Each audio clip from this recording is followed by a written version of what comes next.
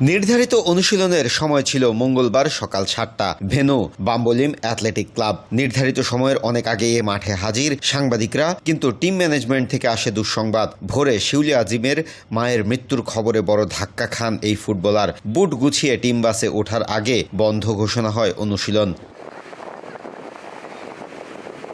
বাংলাদেশ মাঠের অনুশীলন না করলেও পরের স্লটে মাঠে এসে অনুশীলন সেরে নেয় নেপাল। গত ২ সাফের ফাইনালে হারের ক্ষত এবার পুষিয়ে নেয়ার পালা। তবে দলের কোচ অবশ্য বাংলাদেশকেই এগিয়ে রাখছেন।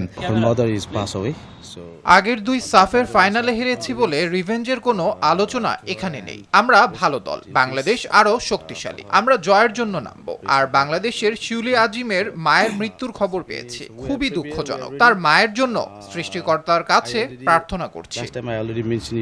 বাংলাদেশ দলের মাঠের অনুশীলন না থাকলেও রিকভারি সেশন ও টিম মিটিংয়ে নিজেদের মানসিকভাবে চাঙা রাখছেন কোচ। দলের সাথেই থাকছেন শিউলি। এদিকে সতীর্থের আপনজন হারানোর এমন ধাক্কা কিছুটা হলেও কাটিয়ে উঠতে শোককে শক্তিতে পরিণত করতে চায় টিম বাংলাদেশ। আমি মেয়েদেরকে পজিটিভ থাকার উপদেশ দিয়েছি।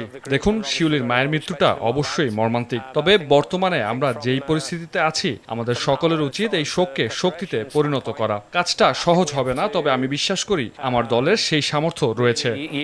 নেপালের বিপক্ষে এর আগে ১৩ বারের দেখায় বাংলাদেশের ৫ জয়ের বিপরীতে নেপাল জিতেছে ৬ ম্যাচে, ২টি ম্যাচ হয়েছে ড্র।